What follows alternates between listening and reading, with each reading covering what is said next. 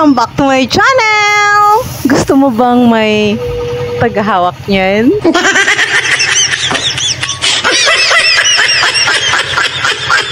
Paghahawak ng gamit mong yan.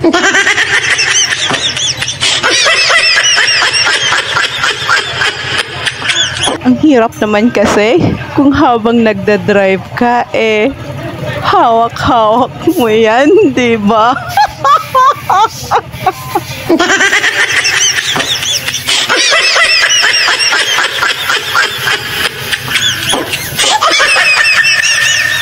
Bago yan guys, gusto kong ipalam sa inyo na dito sa mga videos na i-upload ko, dagdag kaalaman na, makakatipid ka pa. Bakit? Dahil mo na kailangang pagawa sa iba, dahil ikaw mismo ay kaya mo na. So ayan na nga po guys, si Kuya Honda Dash ay gusto niya daw magpakabit ng tagasalo ng kanyang gamit ng kanyang cellphone, okay?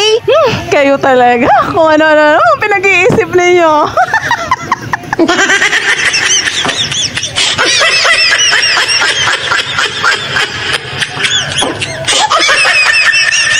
Kaya, magkakabit tayo ngayon guys ng cellphone holder. So, ganito po yung gagamitin natin guys, no?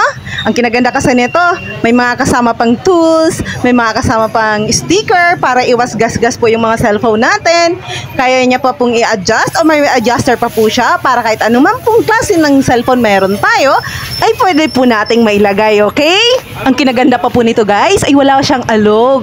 Tsaka pwede pa po siyang i-rotate, di ba? So, mas maganda pagka ganon. And, fully alay po siya. So, hindi po siya kakalawangin. Kahit inauulanan, hindi po siya kakalawangin, di ba guys? So, ayun, bago po natin maikabit yung ating cellphone holder, kailangan muna nating tanggalin, syempre po guys, yung ating side mirror. Kasi doon po natin yan ilalagay. Doon po natin ilalagay yung bracket ng ating cellphone holder.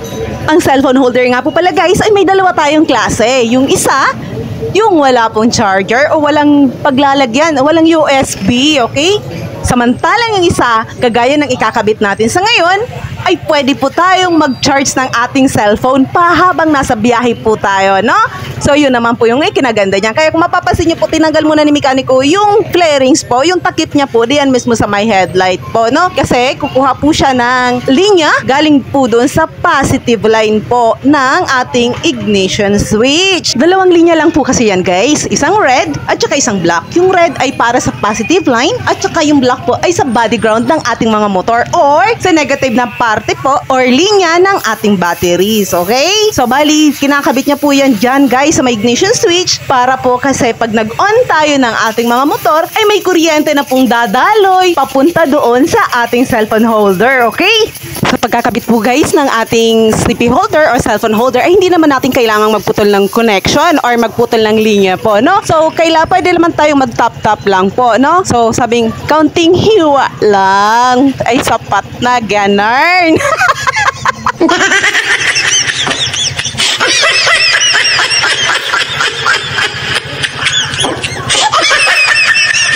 So, ayan nga po guys, kung mapapansin nyo po ay talagang pinupuluputan ni mekaniko din ng electrical tape yung mga pinagdugtungan po ng ating wire, no? Para iwas connection po, iwas contact po sa isa't isa, no? So, ayan, no? Tingnan nyo po guys, o diba? Iniikot-ikot niya po talaga yung electrical tape. Huwag nyo pong kalilimutan yan guys, ha? Para iwas po ground, okay? So, ito po guys, lagi ko pong pinapaalala sa tuwing tayo ay magwa-wiring, kailangan pong magumamit din tayo ng strap kung sakali man pong marami tayong wires, no? Para po hindi naman masyadong magulo. Gaya ng BOL, no?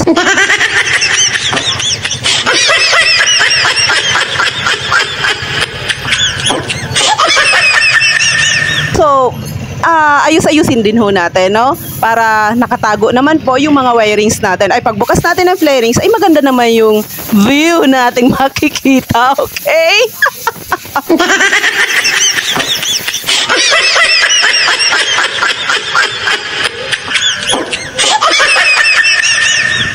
Naman bang views ang nasa isip nyo guys? Nabanggit ko lang yung BOL. Ibang views na naman nasa utak mo.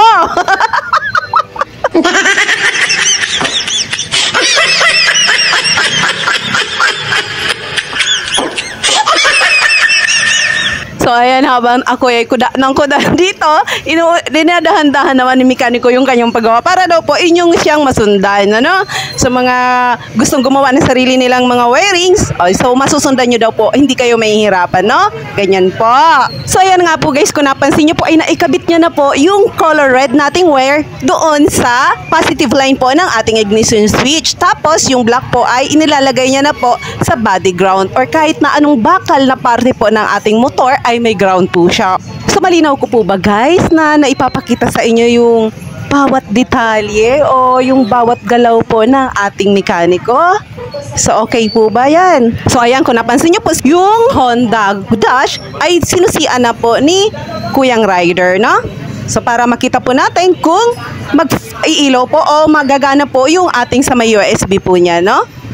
Ayan. So dahil okay na po, buhay na po yung linya. Ayan, so inaayos na lang po ni mekaniko yung ating mga wire po sa loob para po matakpan na po natin ng pantakip niya po. So ayan, yung sinasabi ko guys na nilalagyan niya po ng strap o yung pantali po na parang plastic po, no? So ayan, para maging maayos po yung pagkakalagay po ng ating mga wires. So ayan lang po guys, no? So ayan, binabalik na po ni mekaniko yung cover po ng ating headlight. Ayan. So dahil po sa okay na po yung ating linya at may ibabalik na po ni mekaniko yung cover niya, ang sunod na po natin ay ipoposisyon na po natin guys yung ating cellphone holder, no?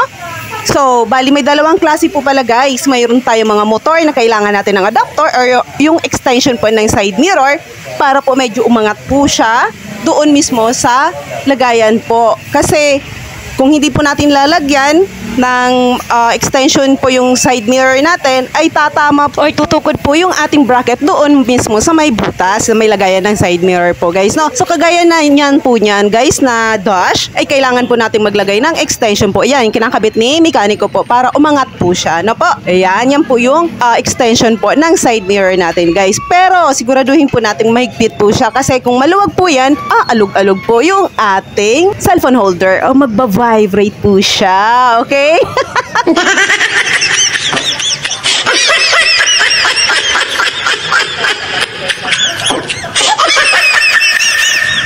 Mahirap yun guys, baka magkandudiling-duling tayo yan katitingin sa ating cellphone, di ba?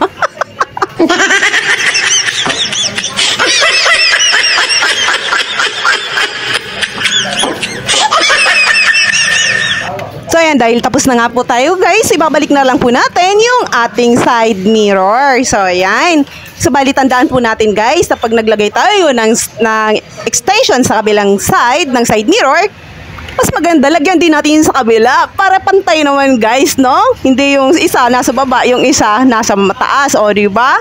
Sa bagay guys, nasa may-ari naman po yan kung gusto niyo ipapantay, di ba, no? Kasi baka mamaya medyo kapos din naman sa budget, kawawa naman. So pwede na po kung anong gusto niyo po, no? Kayong masusunod po dun guys, okay? So ayan, pagdating naman po sa position ay kayo naman po ulit ay masusunod kung ano po yung mas gusto niyo po, no?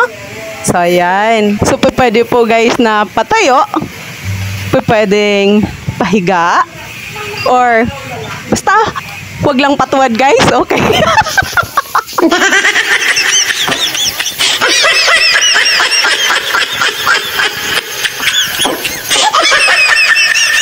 So ayan nga po guys, tapos na tayo. Sinihigpitan na lang po ni mekaniko yung mga tornilyo po ng ating cellphone holder, no?